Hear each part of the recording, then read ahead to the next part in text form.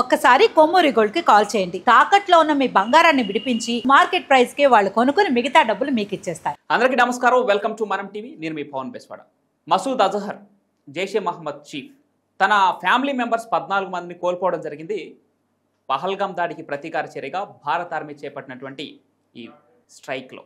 అయితే దీనికి ప్రతీకార చర్య తప్పకుండా ఉంటుందంటూ ఒక లేఖను రిలీజ్ చేయడం జరిగింది. దాంట్లో ప్రధాని మోడీకి హెచ్చరికలు జారీ చేయడం జరిగింది. చనిపోయిన నా కుటుంబ సభ్యులందరూ స్వర్గానికి వెళ్తారు, అల్లాని చేరుకుంటారు. అల్లా మమ్మల్ని ఆదేశించడం జరిగింది. ప్రతి ఒక్క శత్రు రక్తం కళ్ళ చూడకుండా మీ భూమిని వేయడమంటూ మసూద్ అజహర్ తన లేఖలో పేర్కొనడం జరిగింది. ఈ లేఖ గురించి విశ్లేషణ తీసుకుందాం. అసలు ఆ లేఖ వెనుక ఉద్దేశం ఏంటి, మళ్ళీ ప్రతీకార చర్యగా ఈ మసూద్ అజహర్ అనే వ్యక్తి ఎలాంటి ప్లాన్లు చేసే అవకాశం ఉంది, భారత్ దాన్ని ఎలా తిప్పికొట్టబోతుంది, విశ్లేషణ తీసుకుందాం. మనతో పాటు సామాజిక రాజకీయ విశ్లేషకులు, సోషల్ యాక్టివిస్ట్, ప్రముఖ ఆర్జే శేఖర్ భాష గారు ఉన్నారు. సార్ నమస్తే. నమస్తే. మసూద్ అజహర్ గతంలో అనేక ఉగ్రదాడులు, పార్లమెంటుపై దాడి, పుల్వామా దాడి, ఇప్పుడు పహల్గాం దాడి, దీని వెనుక వాళ్ళ ఉగ్రవాద సంస్థలు వారు ఆత్మాహుతి చేసుకునేలాగా ప్రేరేపించి పంపిన వ్యక్తులే దీని వెనుకున్నారు. సో అలాంటి వ్యక్తికి కుటుంబానికి సంబంధించినటువంటి 14 మంది ఈరోజు ఈ భారత ఆర్మీ చేపట్టిన ఈ స్ట్రైక్లో చనిపోవడం జరిగింది. దానికి ప్రతీకార చర్యగా ఒక లేఖనైతే రిలీజ్ చేయడం జరిగింది. దాంట్లో ప్రధాని మోడీని టార్గెట్ చేస్తూ కొన్ని వ్యాఖ్యలు చేశారు. ఎలా చూడాలి లేఖని? పహల్గాం దాడి జరిగినప్పుడు ఒక వీడియో రిలీజ్ అయింది. ఒక అతను ఇట్లా జిప్ లైన్లో ఇట్లా పట్టుకొని వెళ్తున్నాడు. వెళ్తున్నప్పుడు అక్కడ ఆ టెర్రరిస్టులకి కోఆపరేట్ చేసిన ఒక వ్యక్తి తను వదిలినప్పుడు ఏమన్నాడు? అల్లాహు అక్బర్ అన్నాడు. అల్లాహు అక్బర్, అల్లాహు అక్బర్, అల్లాహు అక్బర్ అవును అంటున్న టైంలో అక్కడ తప్ప తప్ప తప్ప తప్ప గన్ షాట్స్. ఇదే సౌండ్ నిన్న మన మిస్సైల్ వెళ్ళి అక్కడ కొట్టినప్పుడు మీరు విన్నారా? ఆ వీడియో చూసారా? అల్లాహు అక్బర్, అల్లాహు అక్బర్, అల్లాహు అక్బర్ విన్నారా? సో అంటే అల్లా ఉన్నాడు. ఇక్కడ ఆ సౌండ్ వినబడినప్పుడు ఎవరైతే అన్యాయం చేశారన్నాడు మళ్ళీ అదే సౌండ్ అక్కడ వినబడింది. ఓకే. సో అల్లా ఉన్నాడు, అల్లా విన్నాడు, అందుకే అది జరిగింది. ఓకే. ఇక లేఖలది ఏముంది, 100 రాసుకోవచ్చు. అతను ప్రతీకారం రగిలించడం అనేది ఒక రకంగా నేను మంచిగా చూస్తాను. ఎందుకంటే ఇది ఇప్పుడు చల్లబడిపోయింది అనుకోండి, మన వాళ్ళు కొంచెం మెతకబడి తగ్గారనుకోండి, శాంతి శాంతి అని చెప్పి. సరే కొన్నాళ్ళు కామ్గా ఉండి మళ్ళీ ఈ మసూద్ అజహర్ ఏం చచ్చిపోలేదు కదా, వాడు బతికే ఉన్నాడు. వాడు కాకపోతే వాడు ఇంకో పిల్లలు వాడు పిల్లపాములు బోర్డు మంది తయారవుతారు. వీళ్ళకి అసలు స్కోపే లేకుండా చేయాలనేది కదా నా పాయింట్. వీళ్ళకి స్కోప్ లేకుండా చేయాలంటే పిఓకే మనం తీసుకోవాలి, వీళ్ళు ఇలా రగిల్చాలి. మన భారత ప్రభుత్వానికి అర్థం కావాల్సింది ఏంటంటే ఏదో ఒక దాడి చేసేస్తే ఇది అయిపోతుంది అనుకుంటే ఇప్పుడే అయిపోవాలి కదా. పుల్వామా అటాక్ మనం రిటాలియేట్ చేసినప్పుడు, మన సర్జికల్ స్ట్రైక్ చేసిన తర్వాత కూడా ఎందుకు జరుగుతున్నాయి ఇవి? ఎందుకంటే పిఓకే వాళ్ళ అధీనంలో ఉంది కాబట్టి. అది మనకి రానంత కాలం మన మెడ మీద కత్తున్నట్టే. యాక్చువల్గా మీరు చెప్పింది భవిష్యత్తులో జరగబోతా ఉన్నట్టు తెలుస్తుంది. ఎందుకంటే ఈ ప్రెసిడెంట్ స్ట్రైక్స్ తర్వాత భారత ఆర్మీ నుంచి వచ్చిన ఒకటి ప్రకటన, జస్ట్ ఇది ట్రైలర్ మాత్రమే, పిక్చర్ అభి బాకీ హై అని చెప్పేసి ఒక ప్రకటన విడుదల చేయడం జరిగింది. దీన్ని బట్టి చూస్తే మీరు చెప్పినట్టు కాశ్మీర్నే హస్తగతం చేసుకునే ఆ చర్యలే ముందు ముందు ఉండబోతున్నాయి అనే విధంగా తెలుస్తుంది. ఇప్పుడు మనం పెద్ద ఎక్కువ చేయక్కర్లేదు, కానీ జస్ట్ అక్కడ నించుంటే చాలు. కొన్నిసార్లు మనం లిటరల్లీ దిగి ఏం చేయకుండా అక్కడ నించుంటే కూడా పనులు అయిపోతుంటాయి. ఇప్పుడు ఆర్మీ వెనక్కి తగ్గద్దు, ఏ పొజిషన్లో అయితే అలాగే ఉండాలి. అప్పుడప్పుడు ఇటువంటి అమ్మో వీడేదో చేసేస్తాడు అనే అటెన్షన్లో వాళ్ళు రెప్ప వేయకుండా అక్కడ పహారా కాస్తూనే ఉండాలి. ఎవరు? ఈ పాకిస్తానీ సోల్జర్స్ అందరూ కూడా. వాళ్ళు ఈ బార్డర్ దగ్గర ఉన్నంత కాలం అక్కడ ఖాళీ అయిపోతాయి. ఎక్కడ? ఆఫ్ఘనిస్తాన్ బార్డరు, బెలూచిస్తాన్ బార్డరు, ఇలా ఉండేయండి. వాళ్ళు ఎన్నాళ్ళు ఉంటారో ఉండేవండి, అక్కడే ఉండేయండి. ఈ లోపల అక్కడి నుంచి మొత్తం కొట్టుకుంటూ వస్తున్నారు. ఆల్రెడీ మీకు తెలుసో లేదో బెలూచిస్తాన్ లో కొన్ని ప్రావిన్సెస్ 1, 2, 3 ఆల్రెడీ వాళ్ళు సొంతం చేసుకున్నారు. పాకిస్తాన్ వాళ్ళని తరివేశారు అక్కడి నుంచి, వాళ్ళు జెండాలు నాటేసుకున్నారు. అక్కడ పోలీస్ స్టేషన్స్ వీళ్ళందరూ గవర్నమెంట్ మార్చేశారు అక్కడ. లిటరల్లీ దట్ ఈస్ బెలూచిస్తాన్, ఇక్కడ మీకు నో రైట్స్ అని చెప్పి. ఇది ఇంకొన్నాళ్ళు జరగాలి, వాళ్ళకి అలవాటు అవ్వాలి. బెలూచిస్తాన్ వేరే దేశము అనే విషయం పాకిస్తాన్ వాళ్ళకి అర్థం అవ్వాలి. ఇది ఇక్కడ కాకుండా ఖైబర్ పఖ్తూన్ఖ్వా ఎవరైతే పష్తూన్స్, ఇది మా రాజ్యం మా దేశం అని చెప్పి. ఇప్పుడు Khyber Pakhtunkhwa is almost Afghanistan. Okay. ఎందుకంటే ఆఫ్ఘనిస్తాన్లో ఉన్న తాలిబన్సే ఇప్పుడు ఆ టీడీపీ పార్టీ తెహ్రీకే తాలిబాన్ వాళ్ళు ఎవరైతే ఉన్నారో వాళ్ళు వీళ్ళకి ఫుల్ సహకారాలు అందిస్తున్నారు. సో ఇది లిటరలీ ఆఫ్ఘనిస్తాన్గానే మనం భావించవచ్చు. ఖైబర్ పఖ్తూన్వాలో ఇప్పుడు పాకిస్తాన్ వాళ్ళ మిలిటరీ పప్పులు కూడా ఒకట్లా మనకి వాళ్ళకి ఉన్నంత స్ట్రిక్ట్ బార్డర్ కూడా వాళ్ళకి ఆఫ్ఘనిస్తాన్కి మధ్య లేదు.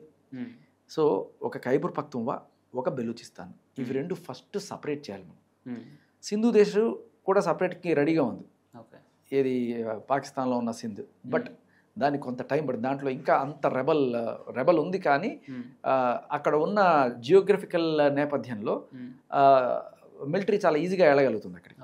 సో కాబట్టి అక్కడ కొంత టైం పడుతుంది. బట్ ఈ రెండింటిని మనం కనుక సపరేట్ చేయగలిగితే, సపరేట్ చేయడం అంటే ఇప్పుడు ఆల్రెడీ ఒక మంచి మూమెంట్ నడుస్తుంది. ఇప్పుడు కాకపోతే ఇంకెప్పుడు, ఇప్పుడు కాకపోతే ఇంకెప్పుడు అనేది నాకు వచ్చింది. This is the weakest time Pakistan has ever been in this all time అనమాట. ఇంత వీక్గా పాకిస్తాన్ ఎప్పుడు లేదు. ఈ ఆపర్చునిటీని మనం తీసుకొని మనం కనుక చేసి బంగ్లాదేశ్ని ముక్కలు చేసినట్టే ఒక బెలూచిస్తాన్ని, ఒక ఖైబర్ పఖ్తూన్వాని 2 ముక్కలు చేసి వాళ్ళకి చూపించాలి. అండ్ ఇంకొకటి, చేసే ముందో లేకపోతే తర్వాతో ఎప్పుడైతే ఇండియా మేము బెలూచిస్తాన్ని సపరేట్ దేశంగా గుర్తిస్తున్నాం అని ఎందుకు చెప్పట్లేదు? చెప్పాలి. అలాగే ఖైబర్ పఖ్తూన్వాను కూడా మేము సపరేట్ దేశంగా గుర్తిస్తున్నాం, లేకపోతే దీన్ని ఆఫ్ఘనిస్తాన్ పార్ట్గా మనం గుర్తిస్తున్నాం అని మనం చెప్పేయచ్చు. ఇప్పుడు ఎప్పుడైతే మన పిఓకే మన కాశ్మీర్ ఏదైతే పార్ట్ ఉందో వాడు ఆక్రమించుకొని నాది అని చెప్పి వాడు మ్యాప్ వేసుకొని ఎత్తున్నప్పుడు, అంటే ఇక్కడ అంతర్జాతీయంగా దేశ అంతర్గత విషయాల్లో జోక్యం చేసుకోవడం ఏ దేశం సామాన్యంగా అయితే, అంటే వాడి అంతర్గత పూర్లో ఏ దేశం జోక్యం చేసుకోదు. ఇక్కడ మనం ఎందుకు కలగ చేసుకోవాల్సి వస్తుంది పాకిస్తాన్ అంటే, మన పాక్ ఆక్రమిత కాశ్మీర్ మనది కావాలని చెప్పేసి పోరాటం ఎప్పటి నుంచో జరుగుతూ ఉంది. కానీ ఈ నేపథ్యంలోనే అక్కడ ఉగ్రవాద సంస్థలు ఎక్కువైపోయి ఆ ఉగ్రదాడులు భారతదేశాన్ని ఎఫెక్ట్ చేస్తున్నాయి. ఇంపాక్ట్ మన భారతదేశ ఆర్థిక వృద్ధిపైన పడుతుంది. కాబట్టి మన దేశం ఆ పిఓకే వరకు స్పందించచ్చేమో. మరి పాక్ అంతర్గతంగా ఎలా స్పందించాలి? అదే అంటారు. ఇప్పుడు పాకిస్తాన్ దీంట్లో మీరు ఇజ్రాయెల్ని మేము దేశంగా గుర్తించట్లేదు అని చెప్తారు. ఓకే, ఎందుకు చెప్తారు వాళ్ళు? వాళ్ళకి అలాగే ఇజ్రాయెల్ వాళ్ళు పాకిస్తాన్ పాస్పోర్ట్ వ్యాలిడ్ కాదని ఇప్పటికీ చెప్తారు. వాళ్ళు మేము దీని దేశానికి కూడా అంటే వాళ్ళు ఒకళ్ళు ఒక మాట అనడం వల్ల ఏమైపోదు. ఓకే, కానీ దాని ఎఫెక్ట్ చాలా గట్టిగా ఉంటుంది. ఇప్పుడు బెలూచిస్తాన్ని మేము సపరేట్ దేశంగా గుర్తిస్తున్నాం అనే విషయాన్ని మనం చేయాలి. ఓకే, దీన్ని భారత్తో పాటు ఎవరైతే సమర్థిస్తారో వాళ్ళందరూ ముందుకు రండి అని యూఎన్లో ఒక రెజల్యూషన్ తీసుకురావాలి. బెలూచిస్తాన్ సపరేట్ దేశం అని 50 కంట్రీస్ చెప్పేసాయి అనుకోండి. Okay, that's it. వాళ్ళు ఆల్రెడీ టెరిటరీ తీసుకున్నారు, వాళ్ళకు రాజ్యాంగం, వాళ్ళకు ఒక గవర్నమెంట్ వచ్చేస్తుంది. ఇప్పుడు ఆఫ్ఘనిస్తాన్లో వచ్చేసినట్టే రావాలి, మనం తీసుకురావాలి. అది అక్కడ ఉన్న ప్రజల ఆకాంక్ష. అది ఎంతమంది వాళ్ళని చంపుతున్నారు, అక్కడ చంపుకొని తింటున్నారు. వాళ్ళైనా మనుషులే కదా. ఇప్పుడు ఇలా నువ్వు తరతరాలుగా టెర్రరిజం చేస్తూనే ఉన్నావు. మనం ఏం చేస్తున్నావు? ఏదో ఒక దాడి చేసి వచ్చేస్తున్నాం. ఇది ఓన్లీ మిలిటరీ సర్జికల్ స్ట్రైక్సే చేస్తున్నాం. పొలిటికల్గా మనం కొట్టట్లా. ఇది పాలిటిక్స్. ఇలా చేయాలి. మనం బెలూచిస్తాన్ని సపరేట్ దేశంగా ప్రకటించడం ఆ దమ్ముందా? ఓకే, ఇక్కడ ఇందాక మీరు ఒక మాట అన్నారు, అల్లా ఉన్నాడు, అల్లా విన్నాడు, అందుకే అది జరిగిందని చెప్పేసి మీరు ఒక మాట అన్నారు. మరి మసూద్ కూడా అదే చెప్తున్నాడు, అల్లా ఉన్నాడు, అల్లా దగ్గరికే వెళ్ళారు నా కుటుంబ సభ్యులు, అల్లా మమ్మల్ని ఆదేశించాడు, ప్రతీకార చర్య ఉండబోతోంది, ప్రతి శత్రువు రక్తం చెందిస్తామేమని చెప్పి చెప్తున్నాడు. మరి ప్రతీకార చర్యకే దిగితే భారత్ ప్రతిస్పందన ఎలా ఉండబోతుంది అనుకోవచ్చు? అసలు అక్కడ వరకు వస్తుంది, అంత ఛాన్స్ ఉంది అనుకోవచ్చా మళ్ళీ? రైట్. ఈ ప్రకటనని కొంచెం సీరియస్గానే తీసుకోవాలి మన దేశ ప్రభుత్వం. అండ్ ఖచ్చితంగా ఇక్కడతో అయిపోయింది అనుకుంటే పొరపాటు.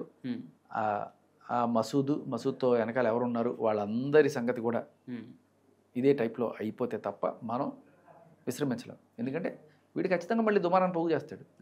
ఖచ్చితంగా ఇప్పుడు పాకిస్తాన్ పాలిటిక్స్ పరిస్థితి ఏంటి? ఈయన ఎవరో ఈ చీఫ్ ఎవరైతే ఉన్నాడో వాడు ఇంకో 3 ఏళ్ళు ఉందాం అనుకుంటున్నాడు. అండ్ అలాగే ఇప్పుడున్న గవర్నమెంట్ మీద అసలు వేస్ట్ అది ఇదని వచ్చేస్తుంది. మనం ఏది చేయకపోతే, ఏదో ఒకటి చేయకపోతే, ఇప్పుడు ఇండియాకి ఏదో రకంగా మనం గెచ్చకపోతే మన రాజకీయ ఉనికి కరువైపోతుంది అనుకునే స్టేజ్లో వీళ్ళు ఖచ్చితంగా ఏదో ఒక చర్యకి దిగుతారు. కాకపోతే మనం విజిలెంట్గా లేకపోతే దెబ్బతింటాం. అండ్ వాళ్ళు దిగేలోపే మనం దీన్ని సాఫ్ చేసుకోవాలి. వాళ్ళు దిగడానికి ఆస్కారం లేకుండా ఫుల్ ప్రూఫ్గా మన దేశాన్ని చేసుకోవాల్సిన పరిస్థితి ఇప్పుడుంది. అది నిన్న జరిగినటువంటి భారత ఆర్మీ చేపట్టినటువంటి ఈ స్ట్రైక్స్లో మసూద్ అజహర్ కూడా హతమయ్యాడు అని వార్తలు వస్తే యావత్ భారతదేశమే సంతోషించింది. కానీ ఉన్నపాటుగా అతను ఒక లేఖ రిలీజ్ చేయడం, ఇండియన్ గవర్నమెంట్కి ప్రతి ఇండియన్కి వార్నింగ్ ఇస్తూ ఆ లేఖలో కొన్ని కీలక వ్యాఖ్యలు చేయడం ఇప్పుడు చర్చనీయాంశం అవుతుంది. ఎటకేలకు అతి త్వరలోనే ఈ ఉగ్రవాద సంస్థలతో పాటు ఉగ్రవాద మూలాలను కూడా పెకిలించి వేయాలని ఖచ్చితంగా కోరుకుందాం. Thank you sir.